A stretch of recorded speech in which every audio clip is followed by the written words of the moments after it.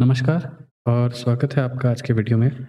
तो दशा analysis series में आज जो हम दशा लेने वाले हैं वो चंद्रमा महादशा है। चंद्रमा महादशा का जो यूजुअली जो मैंने ट्रेंड देखा है, वो कुछ इस तरह का होता है।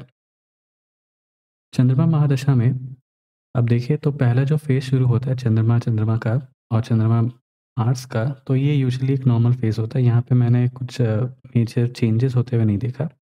यूजुअली एक काफ़ी नॉर्मल और कोई एक ईज़ी गोइंग फ़ेज़ होता है और मेजर अप्स एंड डाउन्स यहाँ पे नहीं आते।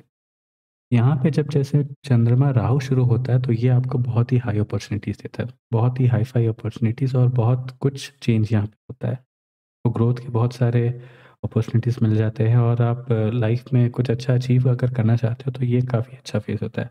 डिपेंडिंग अपॉन कि आपका राहु कहाँ प्लेस्ड है। अगर राहु में अच्छे कोऑर्डिनेट्स नहीं है या फिर राहु आपको सपोर्ट नहीं कर रहा है, तो यहाँ पे फिर ग्रो कर जाना मुश्किल होता है।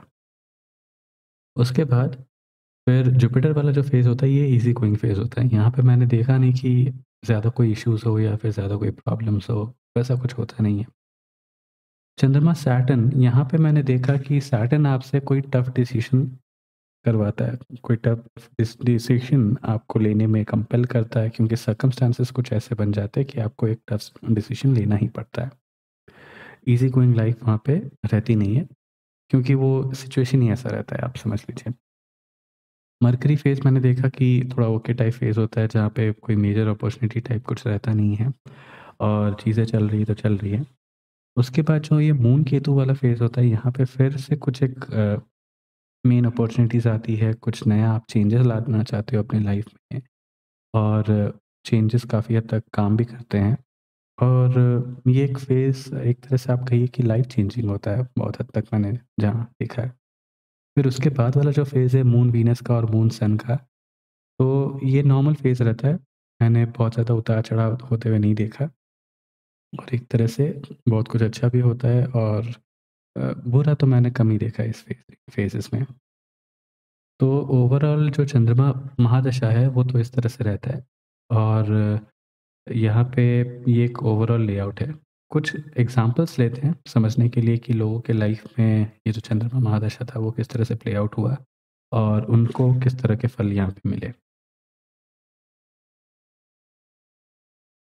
तो स्क्रीन पर जो आप कुंडली देख रहे हैं, ये नरेंद्र मोदी जी की कुंडली है और इनके चार्ट में अगर देखें तो 2012 में इनको चंद्रमा की महादशा शुरू हुई। एक चीज़ जो मैंने आपको पहले बताया था कि ये जो पहला जो 2 फ़ेज़ होता है चंद्रमा चंद्रमा और चंद्रमा मंगल वाला, तो ये ठीक-ठाक सा फ़ेज़ होता है, मीडियोकर सा फ़ेज़ होता है। यहाँ पे ज़्यादा चेंजेज़ आपको देखने को नहीं मिलते। उसके बाद जैसे राहु वाला फ़ेज़ शुरू होता है, इस फ़ेज़ में जाकर के मेजर अपॉर्च्युनिटीज़ आपको मिलना शुरू हो जाता है। और यही वो फ़ेज़ था जब मोदी जी को प्राइम मिनिस्टर कैंडिडेट बनाया गया था बीजेपी का। तो वहाँ से फिर इनका ग्रोथ काफ़ी ज़्यादा अच्छा हुआ। फिर इसी फ़ेज़ में वो प्राइम मिनिस्टर भी बने 2014 में। काफ़ी ज़्यादा पॉपुलैरिटी भी इनको मिली, काफ़ी कुछ चेंजेस भी आए इनके लाइफ़ में। तो एक तरह से एक अच्छा फ़ेज़ था, काफ़ी ग्रोथ ओरिएंटेड फ़ेज़ था इनके लिए। उसके बाद का ये जो फ़ेज़ आप देखें 2015 से लेकर के 16 का तो ईज़ी गोइंग था, ठीक-ठाक था। ज़्यादा कुछ वहाँ पे इश्यूज़ नहीं था। इश्यूज़ इन द सेंस कि अगर आप ऐसे देखें तो कोई मॉब लिंचिंग को लेकर के या फिर कुछ और ले चीज़ों को लेकर के अनभक्त वाले कैटेगरीज़ में लोगों को रैशनलाइज़ कर दिया जाता है या फिर लोगों को उसमें कहा जाता था कि अगर आप मोदी सपोर्टर हो तो आप भक्त हो या फिर ये हो, वो हो। और एक तरह से उसको अ, बीजेपी को या फिर एसोसिएटेड होना बीजेपी के साथ आपको एक तरह से गाली के रूप में पोर्ट्रे किया जाता था। तो ये थोड़ा-सा खराब फ़ेज़ था उस लिहाज से। लेकिन अगर इनके काम के हिसाब से देखें तो वहाँ वैसा कुछ इश्यूज़ वाला नहीं था। उसके बाद अगर ये फ़ेज़ आप देखें 2016 वाला, जैसे 2016 एंड होता है तो यहाँ पे इन्होंने डिमोनेटाइज़ेशन शुरू किया था।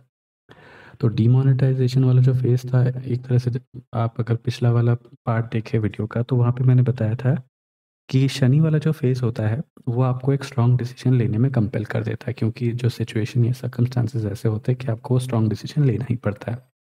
तो यहाँ पे उन्होंने डिमोनेटाइज़ेशन वाला डिसीज़न लिया था, जो कि एक हार्ड डिसीज़न था। अब उसके जो रिपरकशन थे वो बहुत ज़्यादा अच्छे तो नहीं थे, कुछ फ़ेवर में थे, कुछ फ़ेवर में नहीं थे। मरकरी वाला फेज़ था, यहाँ पे जाकर के इनकी जो लाइमलाइट थी, जो पॉपुलैरिटी वो थोड़ी घट भी गई थी। लोग स्पेकुलेट कर भी रहे थे कि शायद मोदी जी वापस इलेक्ट होकर के ना आए, शायद इनकी गवर्नमेंट गिर जाए। थोड़ा एक नेगेटिव सेंटिमेंट यहाँ पे बन गया था, क्योंकि मरकरी मैंने देखा है कि आपको बहुत ज़्यादा अच्छे फल देने में सक्षम नहीं है। उसके बाद जैसे ही केतु वाला फेज़ शुरू हुआ, यहाँ पे आप नोटिस कीजिए कि यहाँ पे कुछ मेजर इवेंट्स हुए थे। सबसे पहला तो ये कि जो आर्टिकल 370 था, वो हटाया गया। उसके बाद राम मंदिर का जो वर्डिक्ट था, वो आया।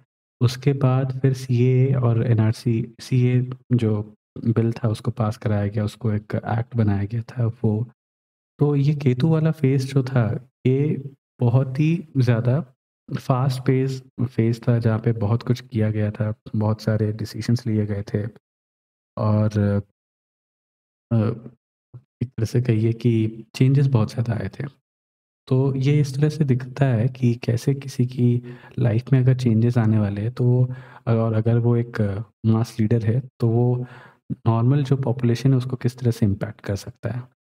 सो ये ओवरऑल इनकी चंद्रमा महादशा देखें तो कुछ इस तरह का था। और आगे का जो फ़ेज़ था, ये फ़ेज़ आप समझ लीजिए कि पूरा का पूरा कोविड वाला फ़ेज़ ही था, जो ऐसे ही चला गया। और उसके बाद सूर्य वाला फ़ेज़, जो कि नॉर्मल सा एक फ़ेज़ था। तो ओवरऑल ये इस तरह से रहा इनका चंद्रमा महादशा, और चंद्रमा के फल कुछ इस तरह से मिले। बाय एंड लार्ज अगर आप दूसरे कुंडलीज़ में भी देखेंगे, तो आपको इसी तरह का कुछ एक पैटर्न मिलेगा कि हाँ, इस पॉइंट पे आपको एक बहुत ज़्यादा हाई मिलता है, इस पॉइंट पे चीज़ें मीडियोकर हो जाती है, इस पॉइंट पे जाकर के आपको थोड़े टफ डिसीज़न्स लेने पड़ते हैं। तो ये एक ओवरऑल ट्रेंड है, जो कि मैंने देखा है यूजुअली। तो ये था ओवरऑल मेरा एनालिसिस ऑन मून महादशा। Let me know how you like the video, और next what you want to see from me. Thanks for watching. See you in the next video. Bye.